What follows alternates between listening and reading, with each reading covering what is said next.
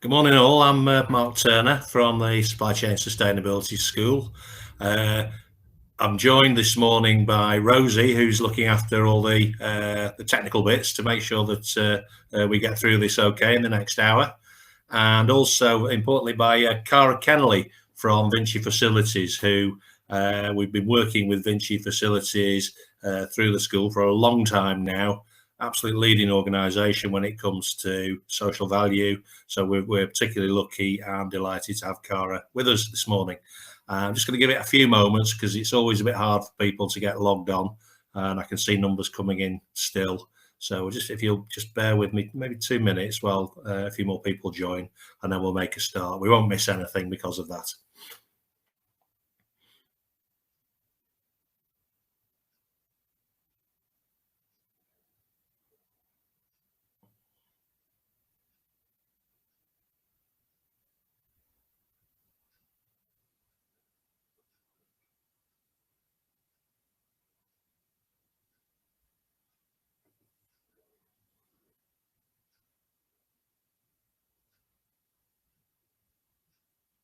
Okay, let's make a start. So yeah, once again, that's me, Mark Turner. I look after the school's facilities management leadership group. I also look after a group that looks at waste and resource use around resource efficiency and circularity. But kind of more importantly, um, let's talk about the event this morning. So it's a participatory event. Unfortunately, we can't use microphones and so on. It doesn't really kind of work in this kind of event. But you have a chat box which you can use, so you can put any questions in there. You can also, for Rosie, just if you have any kind of problems logging on or making anything work, Rosie will be able to help you out in that respect. You will see a link has come up to menti.com. We're going to use something called Mentimeter, which some of you may be familiar with, others not, which is a way of doing polling online. You can do this either on your phone or on a separate browser on your computer. Works quite well on your phone, actually, nice and easy, and then you can have it alongside your computer. But if you do it on your computer, try not switches off at the same time, because that's incredibly disappointing all round. You'll see a code that you have to enter, and that then brings you to the polling section, and that will become self-evident as the presentations unfold this morning. You don't have to be writing anything down or taking extensive notes unless you particularly want to, because we will distribute all the slides, all the material afterwards. This event's also being recorded, so you can actually watch a recording of the event as well. And you'll also get a copy of the polls that are conducted on Mentimeter, so you get plenty of information at the end. So without further ado, I'm going to pass you across to Cara, and away you go, Cara. Thank you very much, Mark. So good morning, everybody. Thank you for turning up. I am Cara Kennelly. I'm the Social Sustainability Manager for VINCI Facilities, and I'm going to take you through today a little bit about why we have social value as a big part of VINCI Facilities and the way that we work, and a little bit about how the FM specific industry has shaped kind of how we approach social value with the way that we do it. Now, to kick off, I'd like to initially ask you how well you guys have found business and social value efforts fit together. We've had social value in some form or another for quite a long time, in form of CSR perhaps. So, I mean, it's not completely new to the business world, but there's still quite a bit I've found of a possible discrepancy. You know, some people find it matches perfectly and some people don't think it has anything to do with each other. So I'd really like to get a feel for how you guys as an audience perceive that. It's interesting to see that so far nobody thinks that they don't fit at all. I think that's a really good sign. I personally agree that there's definitely some level of engagement there. And it's nice to see as well that by and large people agree that they mesh pretty easily with minimal to no effort. That's quite good. Although there's obviously some people here who find that there is quite a bit behind that, and you're not wrong. It's certainly something that can take a little bit of figuring out, because it is quite a complex subject and quite local specific.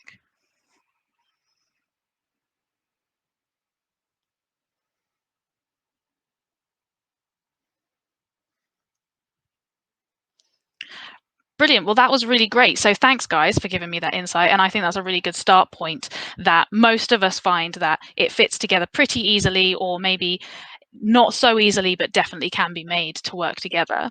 And I think that's very indicative in facilities, because our projects are about more than just the job, particularly in facilities management. It's all about people in so many different varieties. So here you've got a few different lists of the different stakeholders that we have. It's by far not an exhaustive list, but it does automatically bring into your mind the fact that these people are people we engage with on a daily basis in our projects. So we have to be thinking in a people first way, which is very much social value. And so that's kind of how we find facilities management and social value meshes so well within our specific business. I know within our supply chain that we have a lot of different kinds of businesses, and they will have different degrees of that same people integration. So we know that that will be a bit different, but as an industry entirely, we have a lot of opportunity here to put people at the center of what we're doing and make sure that we're making that meaningful change for them. So how do we build that into our business model? Well, it's really important for us because, as I said before, it's people centered. And that means that we have to deal with this, whether it was a legal requirement, as with the Social Value Act, or not. It's something that's critical to us. So we build it in at the start through our values, this excellence, collaboration, integration, innovation, and discipline on the side here. I think social value really encapsulates all of those to some extent, particularly collaboration, but including innovation, integrity, that honesty and that trust that you build between people. So it's really important just in the way that we functioned as a business before the term even came about. But on top of that, we have made sure that we've built social value directly into the way we manage our business. We have this line of sight through our management structure.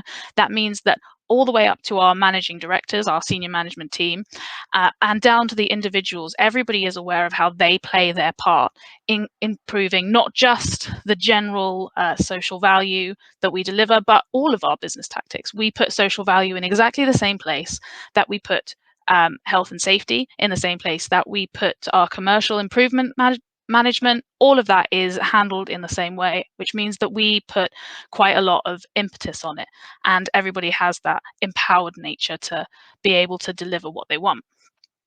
It also means that we get to build those targets into that management structure, and we have these monthly data reviews.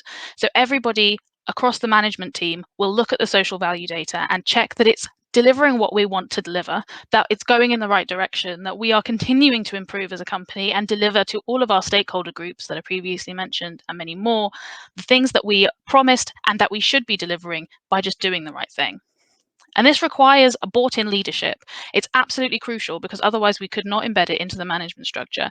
It wouldn't be as obvious to our teams that it is critically important, but we have that. And our management teams do know very well the benefit that social value brings, not just in the fact that it is good for the company. For example, with the PPN, it can help us win work through central government, through that social value model that they've got, but also because it is genuinely about doing the right thing.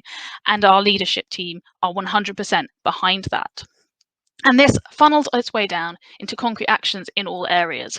Because of the targets and the monthly data reviews at all these different levels, it creates the opportunity for these conversations. Because of the line of sight, people are always accountable and always discussing how to make sure that we are progressing on our targets. And because the leadership is bought in, it gets brought into the discussions that we're having around decision-making issues. And so we end up with a huge variety of opportunities. And we are then able to take a lot more of those and make a lot more difference. And it's this strategic and embedded approach that won us the SFMI Platinum Award last year.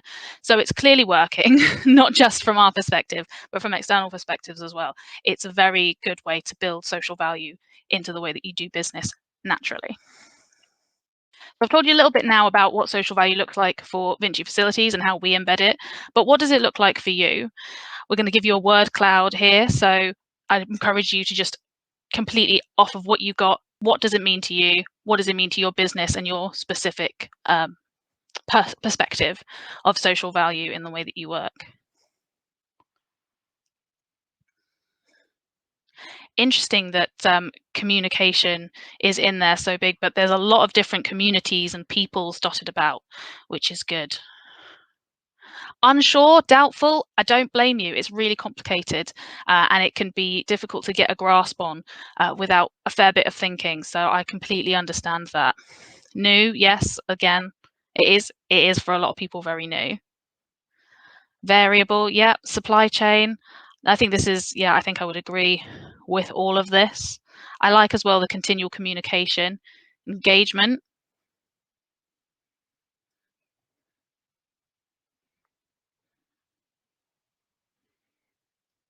I also really like that accountability has come up. Big fan of that. I completely agree. We need to be making sure that we're always checking back in with our stakeholders to make sure that what we're delivering is genuinely beneficial to them and it's not just a tick box or a bit of greenwashing here and there. It's genuinely meaningful. Oh, I love it. I think that's brilliant. Thanks, guys, for that word cloud. That's fantastic. I did see a word in there that for me means more than anything else, and that is collaboration. And I think it builds in a lot of this. And I think that's what I'm going to talk a bit about now is an example where we really did involve the full value chain by working collaboratively.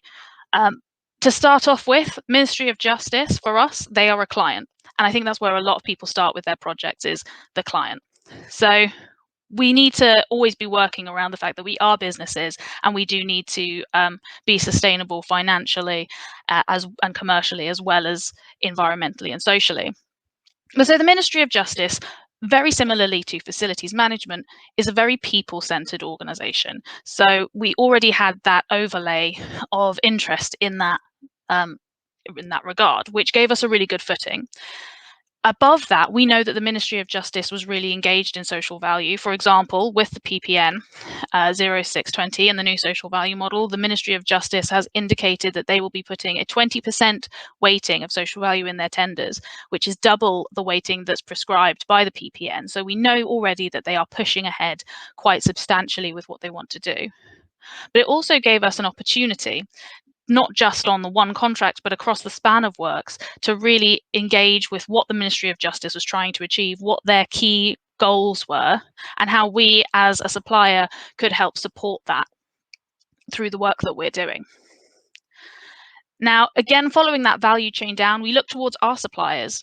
A lot of you will be familiar with Recycling Lives. They've been very heavily involved with Supply Chain Sustainability School lately, and they're a really great organisation and a natural fit, of course, with the Ministry of Justice.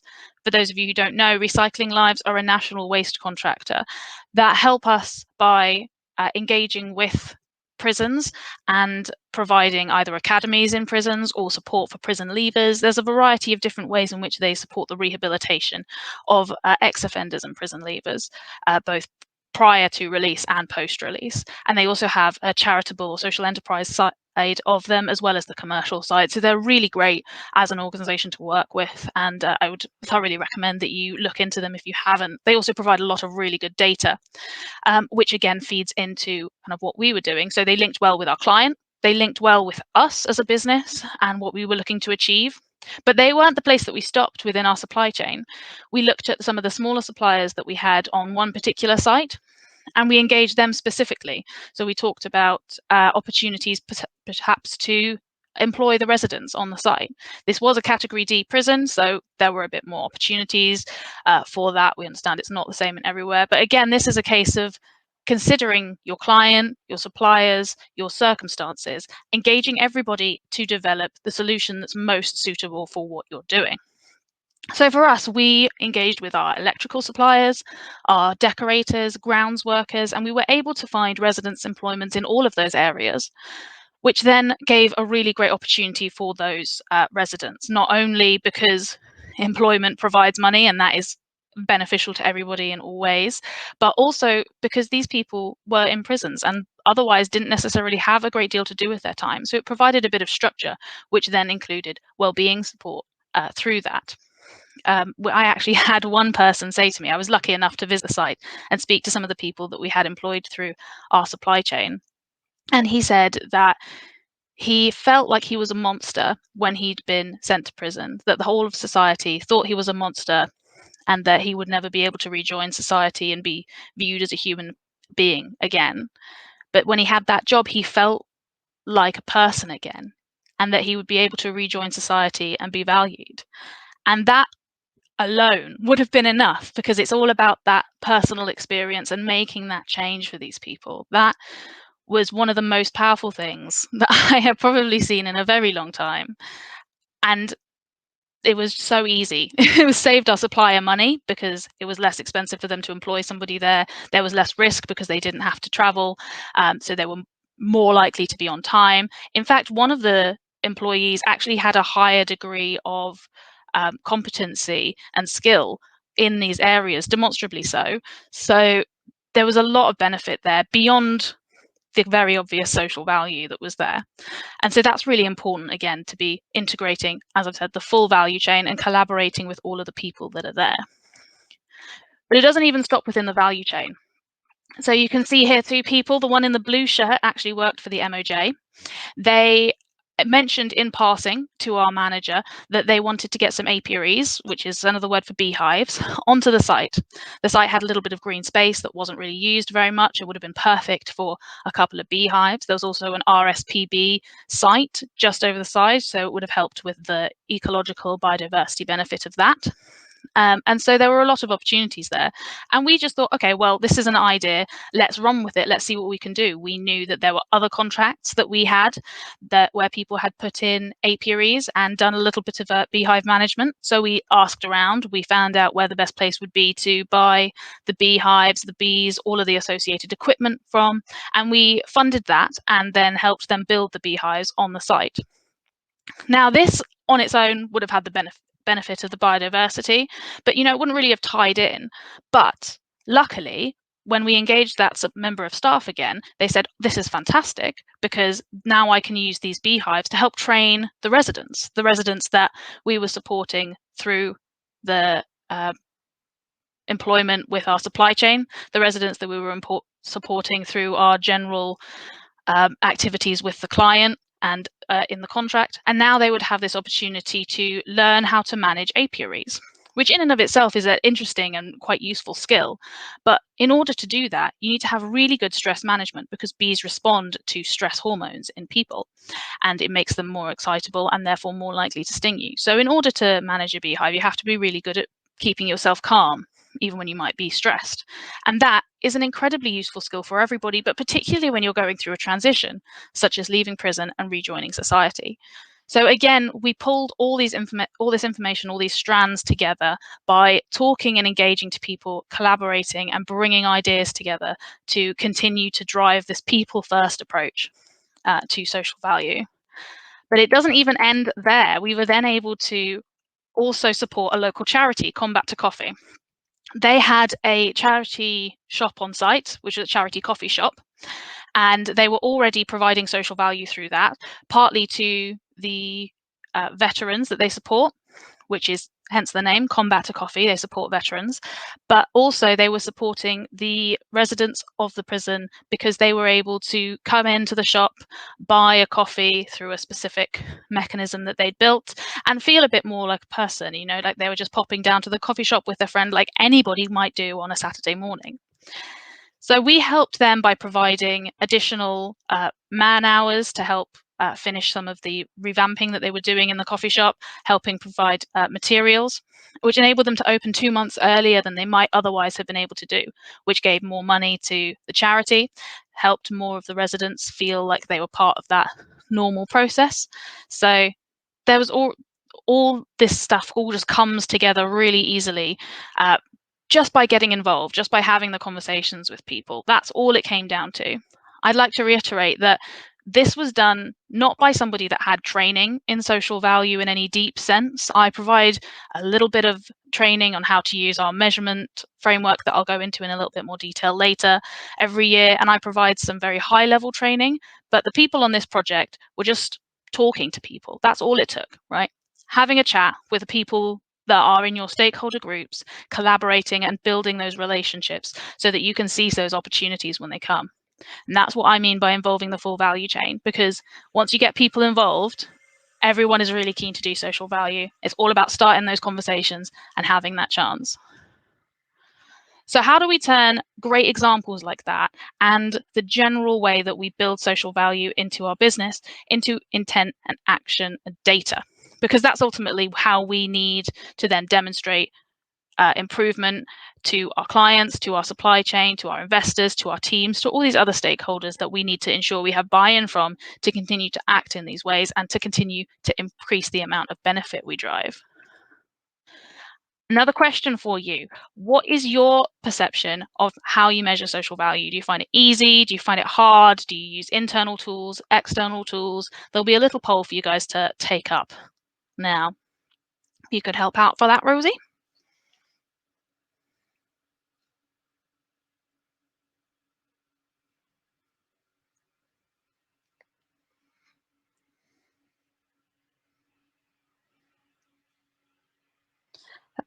Thanks. So there's a few different options here. Yep. Either you can not try and measure it at all, or you think it's really hard.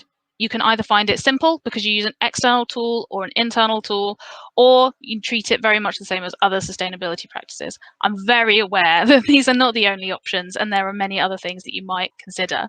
But I thought this was a relatively good summary of how people are experiencing it generally. All right, that's quite that's quite specific. We find it quite difficult. I don't blame you. It is quite difficult. Yeah, it can take a lot of time and a lot of detail to figure it out. And I think that's why a lot of these external tools exist, like Social Value Portal, because people are aware that it can be quite tricky. But it is good to see that a lot of people are finding it okay to use and that they can at least make a good go of it. Which is, it's all about continual improvement, as with most of sustainability. But so that's really interesting. So, okay, so since we find it so difficult, why are we trying to do this? Why are we trying to measure social value if it's so hard and and we're also unsure and doubtful about what we're doing with it? Why are we trying to measure it at all? Well, it's really simple, right? Why do we want to monetize it? Why do we want to measure it? Because everyone understands money. It doesn't matter where you come from, who you are. You'll have played the board games, you'll have watched the cartoons and the movies, you'll have seen your parents using money. Everybody understands this format. And we know already that it's difficult to understand non-financial value, as we've already seen in this discussion.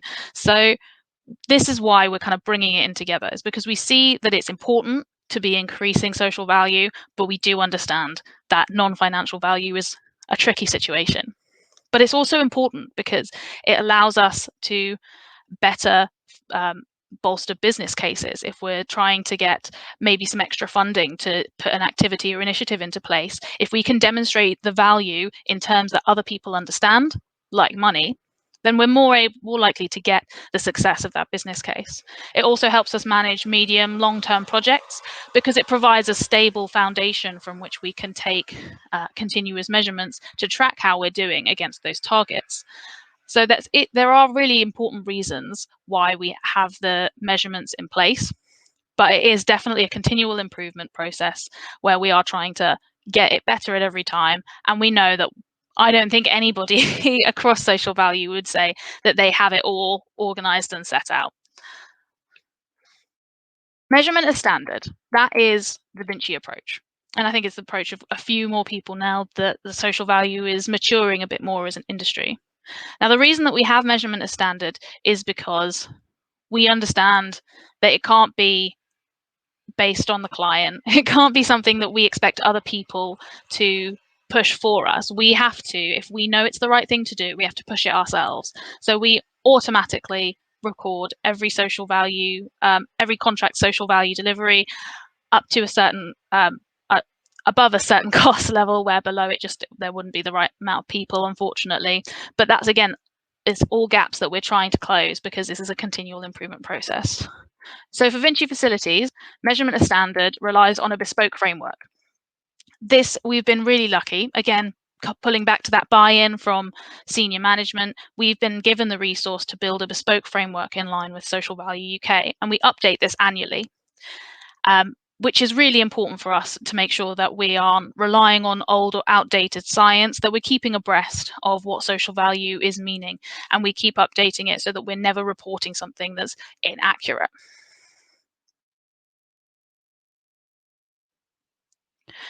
Again, I come back to this social value as the rule, not the exception. So this framework, as I said, is applied across all of our projects. I don't actually know of a single project that we currently aren't applying our social value framework to. Again, because if we leave social value to be the exception, then we're relying on external factors to push something that we believe is right. And that should always be something that we should be doing as a company that is endeavoring to be sustainable and endeavoring to do the right thing through our values and our vision. It also relies on data. So this doesn't mean initially that you have to go through the monetization route. Maybe you just start measuring how much money you spend in your supply chain through local, through SME, through VCSEs, and just understand where you're at. With your data.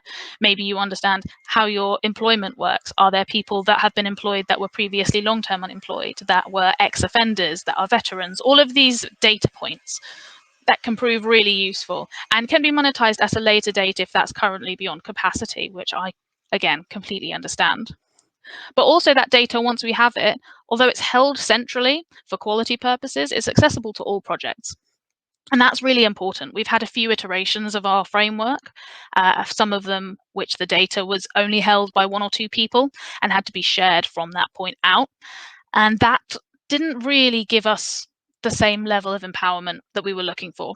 It didn't really help us tell that story and get that buy-in from people.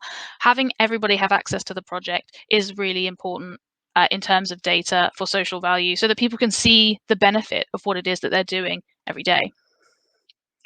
And then quality assurance. Again, we treat this as we treat all of our other significant data sets. Monthly, it is reviewed, outliers in the data are checked and queried so that we make sure that they're addressed and adjusted if they're incorrect, or if they are correct, we understand why that is. We understand what the data might be misleading us to believe, if that's the case, or if there's some particularly good practice, then we can share that around the company. So it gives us a lot more opportunities and means that we really trust what it is that we're reporting and what it is that we're getting from our projects. And all of these things as a framework and a foundation mean that we know exactly what we're measuring. We're not measuring a national average. We're not measuring what somebody else has estimated they do someplace else in the UK.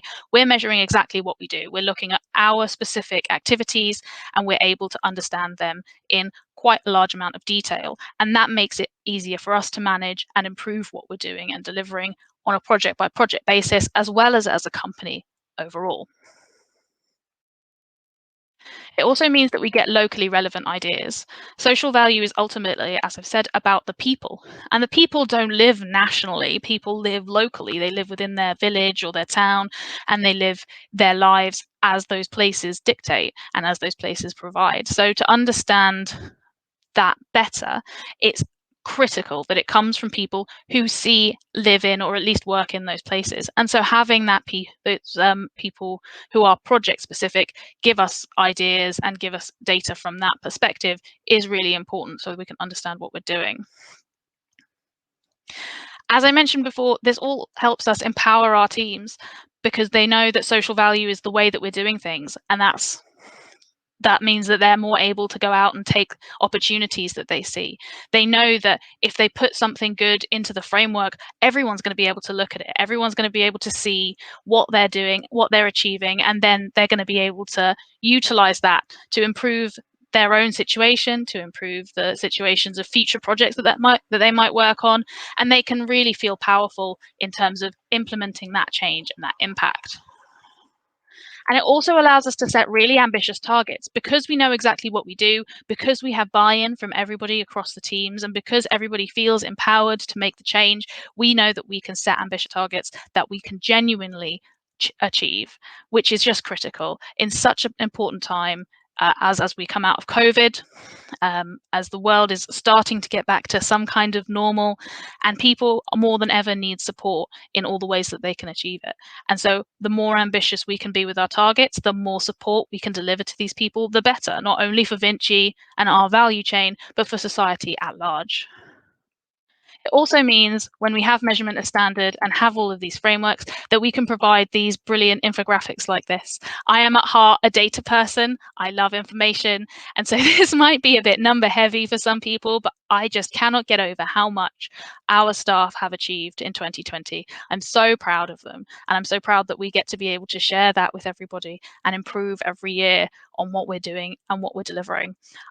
I just think it's incredible, the amount of change and impact that we can make without really doing very much, because as I said, this is all based on the project teams doing what they do best, which is looking after people. And that's everything from me. I think, unfortunately, this slide is slightly misplaced because I think Mark wanted to go through a little bit more of supply chain Who's stuff. Matt? Apologies. Yeah. I will pass you back over to him. But thank you very much, everybody, for listening. Right, everybody. What an excellent presentation from Cara, and full of information, but also some great practical examples of things you can do. Cara, I just want to whip through some of the support that's available through the school, because it's more important to get to the Q&A. But so I won't be spending long on this at all, folks. But the school has plenty of resource that can help. So here are some just examples. These are resources. Now you've logged in, you've registered with the school, and you're here present on this event. So you can access any of these resources for nothing, for free. All it will take is your time. We've got some great kind of like think pieces, whatever they call them, white papers these days, clever phrases for things that tell you about the state of the nation and the art of the possible and what should be done. So we've got one on social value in the built environment, got another on well-being in the built environment. The two are very, very closely interlinked. We've got practical examples, small and large. There's one from VINCI down there about reading. It was one of the very first things we did with VINCI. I remember being stood in a room in 2017 with Rory Murphy, who's commercial director at VINCI, and enthusing massively about this program, which has been a long-term program. Also, plenty of stuff here, things that link into it, stuff on air quality. We've got National Air Quality Day coming up June the 17th, such a critical local issue, and part of the impact that we can have, good or bad, on the communities in which we work. Stuff on community liaison, stuff on exchanging materials that you don't want anymore, that you've got, things that can find a new home and a new use. We've got a mixed material exchange map. I won't spend too long on these because I really do want to get to the questions, but I do want to draw your attention to what we call learning pathways. This is something fairly new that we've gone with in the school, and the idea is to group relevant resources together for somebody who wants to learn about a topic. So if you want to kind of really start digging into social value, I'd really recommend that you sign up for these learning pathways. You'll find them on the school, and if you can't find them, just get in touch with us and we'll help you find them. And they give resources that you can work through. You get recognition at the end of that. It's all part of your learning. There's plenty of CPD in it. Really good stuff to do. So there we go. So there's an example of the stuff in it. And we get to the proper Q&A, Cara. So this is fantastic. So do you want to do the Q&A, pick them up yourself, or do you want me to shout them out? I'm happy either way. I'll shout them out. Okay. Natalie asked, do you use a particular system or platform to gather information relating to targets and collation of monthly data? I'm aware you've kind of partially answered that, but you might want to say a bit more. Yeah, absolutely. So we have it's a platform called VForms, which we've developed internally, and we use it across not just social value, but a variety of different data integrating and reporting areas. So because it was a system that our teams were already familiar with, we thought we'll put social value in the same format and it will be more accessible and understandable. And then that platform feeds data directly into an internal data management warehouse that we have. Again, it's not just social value data that sits there. It's a variety of other management information that will sit in that same platform. So it's very much treated essentially exactly the same way as we treat all the other important information that we have internally. So, I mean, if you have a similar digital data collection option, that has worked very well for VINCI, but I would recommend integrating social value data collection into whatever process you already have for management information, so that it's all collected in the same way, treated in the same way, and then people will value it in the same way. Thanks for that, Cara. Can I just add one on to that that sort of that might sort of help some of the people on the call? Obviously, you're a very large business with large resources, and a business that even has a social sustainability manager. What can I say? Yeah. What can a small business do in terms of, not doing, but also the measurement side of things? So a lot of the data that we need is really quite basic, right? So it's employment data, how many people you employ on a monthly basis, adding a few more questions to that recruitment process. Were you long-term unemployed or short-term unemployed before you joined us? That's really useful information. How many hours or days were spent volunteering is information that should be relatively well accessible. And it's just a case of creating a spreadsheet or using a platform that you might already have for other data management uses, and just collecting it right in the first instance, just knowing how many people you have employed, how many volunteering hours you've done, how much money you've donated, how many initiatives you might have collected. Just, you don't need necessarily to go the whole hog to begin with. Just the first thing is just understanding where you sit, and that then we can help you with, right? If you talk to people, a lot of us, we want to engage with our supply chain. We might have a lot of interest in, like, for example, bringing in social enterprises, and they are really great, but there isn't a social enterprise for everything necessarily. And so we're happy to engage with suppliers that are important to us, our preferred supply chain, or suppliers that provide really critical roles. And we will support you in how you engage and improve your processes. Oh, exciting. Fantastic, thanks for that. Okay, now Stuart makes a comment. Stuart Naylor says there's usually a disconnect between the procurement team and delivery teams. And we see this in the construction environment as well. How to get the delivery teams to take an interest? So I don't know if I'm the best person to answer this, because we generally find that the disconnect is a bit smaller within VINCI, purely because we have quite a flat system and everybody is engaged in all of these ways. I mean, I was just having a discussion yesterday with our commercial teams and our delivery teams, all the project managers on one site, and we've had a great deal of interest based on that, of people wanting to do more about social value. We also have a very engaged procurement team who know a lot about this. We're going through an ISO 2400 improvement phase at the moment. We're increasing our social enterprise capacity. So in short, I'm not really sure. I would suggest that it comes back to that collaboration piece again. It comes back to opening those channels of communication, because that's something that we've found can happen generally, is silos, and people think, oh, well, I'm procurement, I'm delivery, I don't need to talk to that other person about that. But it needs to be a golden thread, essentially, ideally throughout the whole life of the building, from planning right through to demolition. There needs to be an understanding of the situation that it's in, and like the communities that the building is surrounded by. And so each of those different points along a building's social value chain should be considered. But that is quite an ambitious target. I would always open it by saying, have that conversation, start that conversation, and see where you can go from there. Yeah, I think also, if we've been having this conversation a couple of years ago or even last year, we're now pushing at slightly more of an open door. And so that comes across as well, doesn't it? You're hearing people talk about PPN 6 and the proportion of marks you can score in a tendering process when you're trying to win work. And of course, all organisations, whether facilities management or construction, are heavily reliant on a supply chain to help them win work because of that expertise. So in order to get people in early to listen and to be involved in the conversation about what you're actually going to achieve further down the line, and to be all mutually engaged in doing it, that's a little easier than it was. It's still going to be unsteady progress because people have their priorities. But I've never yet personally worked with a business, certainly through the school, to be honest, work with any business that isn't doing some social value and is very proud of it. They just might not call it that. Yeah, exactly. Okay, we'll move on to the next question. Sorry, without further ado, because we've got plenty.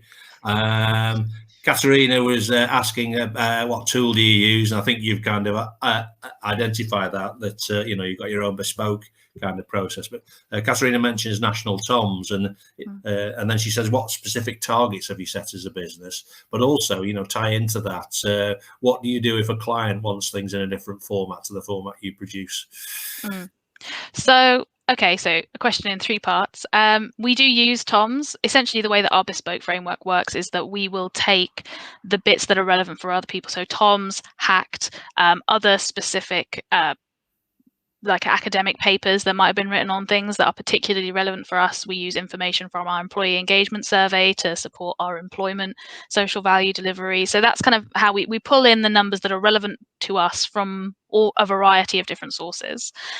And in terms of targets, we have a variety of targets, to be honest. We've got percentage increases in the total social value, and that's sometimes that's included both with supply chain and not just supply chain, because obviously part of that is just, do we have the capacity to spend or not? So we look at it from both ways. We look at it in terms of number of VCSEs that we've got, as well as total spend or social value without spend included at all. We also come down to smaller things like the utilization of our corporate volunteering. So there's a variety of different targets depending, again, I guess, at what level we're looking at and at what year we're looking at. So like last year we had, luckily, a really good year. We had a huge amount of donations, a huge amount of people using their volunteering hours. And we had lower targets because we expected it all to be a bit more stunted due to the virus. So that's kind of how we're building that in. I've forgotten the third part of the question. I'm sorry, Mark. Do you remind me? Don't worry, we'll move on. Yeah, it'll come back to us. I mean, it's interesting, isn't it, that sometimes setting a target against something can have a bit of what they in sustainability call a perverse outcome. So you don't, it doesn't go as well as you want it to. An example might be around apprenticeships, where you set a specific target and then it's not in the interests of the apprentice. It's not in the interests of the person that's looking after that apprentice. And making that something so important as somebody's livelihood and building a career, building that just to a target on a sheet of paper might not be the right way to go. Yeah. Okie doke. Katerina also asked, do you have examples of social enterprises you engage with? Yeah, so I mean, Recycling Lives was one of them. Nuneaton Signs, they provide signage for us. They're a social enterprise. Clarity & Co. soap company, they provide soaps, of course, for a few of our offices. I'm trying to think if there are any others, but I'm 100% sure that there are. If you can go on Social Enterprise UK, there's a map, a really useful map of a variety of different social enterprises covering a variety of different industries that you can look at. I know that you can get social enterprise printing services that will use printers that are particularly sustainable in a certain way and support people with autism in that particular case. So yeah, I mean, I just have a look at Social Enterprise UK. They can be difficult to find, but there are loads out there if you give it a little bit of a look. On the 24th of June, we're running a packaging innovation day to try and rethink the issue around packaging, because let's face it, we're not dampening the flow of packaging onto our sites, whether they're construction sites or facilities management, and we need to kind of get more of a grip of that in sustainability terms. And one of the presenters is an organisation called Paint 360, who've got a really interesting business model. You can find information about them on the school, but they're a social enterprise doing really great things and reutilising unwanted paints, of which there is far more than you would ever begin to imagine out there. You only have to look in your own cupboard in your own house to realise how much paint goes to waste. So they're a really great organisation. So social enterprises come from all directions, and we will find them. Okay, let's move on. Jessica says, how do you demonstrate the local value, but at the higher national level, as social value is very localised? So that's kind of quite interesting, isn't it? Thinking about the local versus the national. Yeah, it is quite interesting. We apply the index of multiple deprivation as a factor in our calculations so that we can include some of that different levels. So for example, if we had an activity that occurred in, say, Blackpool versus in Chelsea and central London, they would have completely different social values because of the index of multiple deprivation, even if everything else was exactly the same. So that's one way that we do it. We also do employ not just quantitative data. I know I've talked a lot about the numbers today, but we also have a qualitative space so people can put in free text. So if they've done something that's particularly relevant to the local area, then we can dig into that in a bit more detail and speak to that a little bit more in a little bit more bespoke way. So for example, the example I showed you of the bees and the employment on that particular MOJ site, I went to visit and conducted a social impact report for that specifically, and a couple of specific SROIs, for example, on the bees themselves. So that's how we take that approach. We have a national kind of umbrella way of looking at it, and then we are also able to dig in a little more detail where the local stuff is particularly relevant. But I mean, again, it comes down to resource, right? Like, we can do that because my role exists, but that's not necessarily possible in all cases. Thanks for that. We've got some great questions. I'm determined we're going to get through them all before 12 o'clock. I've got one here from Rachel Temple, who says, how closely does your social value strategy impact on your supply chain decisions? There's an acid test of a question. There's an acid test, yes. So, I mean, one thing that we've done recently is we've now got a sustainable supply chain manager, which we didn't necessarily have before. Again, we've got ISO 2400 coming through. We've got an engagement with, I think some of you might be familiar with it used to be known as the SCAPES Social Enterprise database, which is specifically around construction social enterprises. So we're engaging with that, and we're going to be a founder member at VINCI Construction UK level. So we are building it in from a variety of different ways, but we're making sure that at each point we do choose the right thing. Again, the framework kind of helps us with that, because every project where it has its own spend capacity will get more social value points, as it were, for spending in a socially conscious way. So if they spend local, if they spend SME, if they spend with VCSEs, that all improves their score with social value through our framework. So it encourages people to make those decisions based on not just cost and not just utility, but also the general overall benefit. Thanks for that. Yeah, and I mean, related is a question from Eilish, who's just asking about how's the process gone? How was it for you regarding ISO 2400? This is for those who aren't aware. ISO 2400 is the sustainable procurement standard. It's a guidance standard, so you don't actually audit against it and get a certificate. It's about working in line with a framework. It's much lighter touch than, say, ISO 14000. But that's enough of me rambling on. How is it going for you? It's hard work. It's always hard work, but that's because it comes in really well to the continual improvement approach that we have, right? It's all about, okay, well, this is where we sit and this is how we get to be better than that, and let's work towards it. So we've only been working on it for about a year, I think. I don't know, COVID has quite distorted my sense of time. But we've already managed to make a bit of an improvement in how we would score against their matrix. So we are finding it's already been quite useful, and we're going to continue to push ourselves based upon it and any improvements that they make to the process as well. Thanks for that. And I can tell people that I'm quite heavily involved personally in delivering some work around ISO 2400, and it kind of comes, if you go all the way back to 2005 and the Sustainable Procurement Task Force set up by the government, where they went out to ask industry how they could procure more sustainably and effectively get better value across all kind of three pillars of sustainability. That's where it was born, really. That's where it's come from. But a key part of it is what they call enablers, and in the enablers is a whole section around supply chain development and dialogue, and that's kind of the informal dialogue, talking to those who can actually make a difference, bring something different or new and innovative. So that is how supply chains can get involved, and by making that work and kind of putting that aside from a more formalized procurement process, it makes the formalized procurement process much more easy when you eventually come to it. I know Vinci do a lot of work in this area with supplier development, because we've done some events together, haven't we? Yeah. Okay. Oh, here's another one from. Hang on, I got one about leadership buy-in. How are you getting on? Hang on, let me just. From Lauren, any suggestions on getting leadership buy-in? You know, how are Rory and Vic and the rest all doing for you? They're incredible. Again, I don't know how well placed we are to answer it, because the nature of Vinci as a company is that we're always looking to do the right thing, and therefore getting buy-in was a relatively easy process because it was evidently the right thing to do.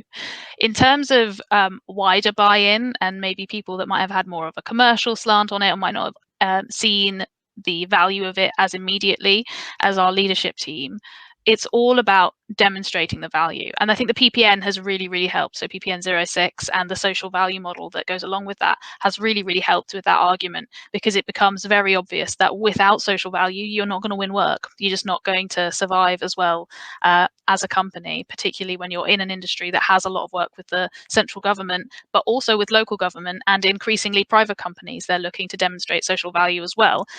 So the PPN, although only applicable to central government, is becoming widely quite well utilized, and certainly social value in general.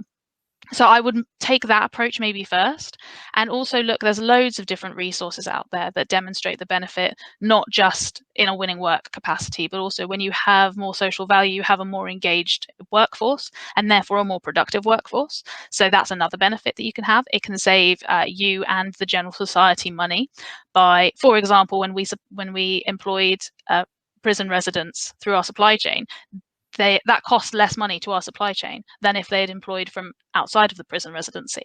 So there's all these different ways in which specific activities and social value in general can improve. And so I'd encourage you to look for those resources and try and make the case as bespoke as you can to the people that you're trying to convince. Thanks a lot. Okay, I've got another one from Natalie here. This might actually finish us off here. Not in that respect, but I'll ask the question anyway.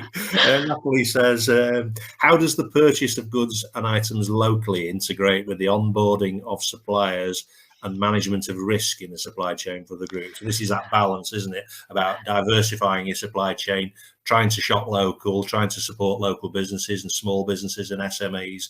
But clearly there's a risk management element tied in with that you have to deal with. Yeah, completely. And it's very sensible to consider that. I suppose from our perspective, we have a very established PQQ process. So everybody needs to go through that regardless.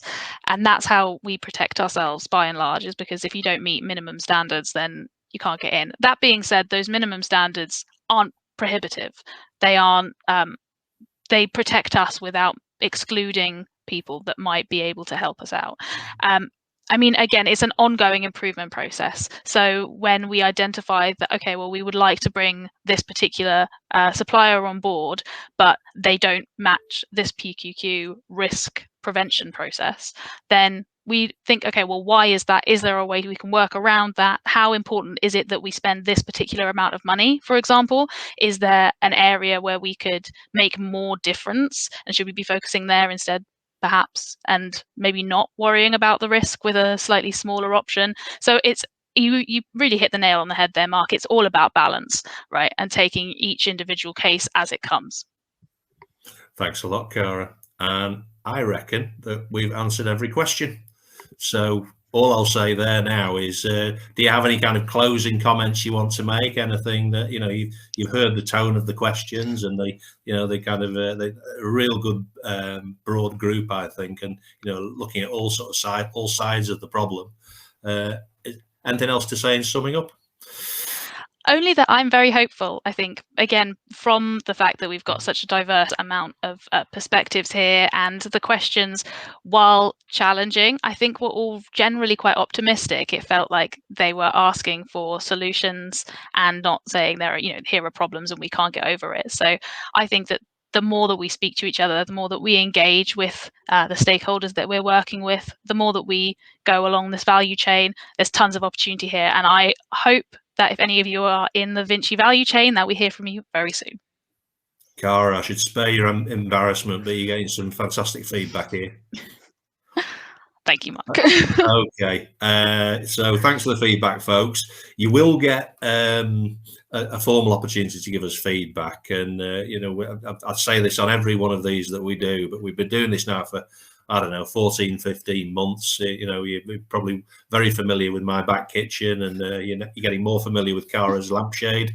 But hopefully we'll meet face to face sometime soon. But please do the feedback, because what we want to do is improve these things and build upon them. So any ideas you've got, not just for the event that we've just run, but anything else that you think we could do that would be helpful to you out there as members and partners of the school. So thanks very much. I'll let you say goodbye as well, Karen. I'll also say thanks to Rosie before we go. Yeah, thank you all. Thank you, Mark and Rosie, and thank you everyone for attending and getting involved.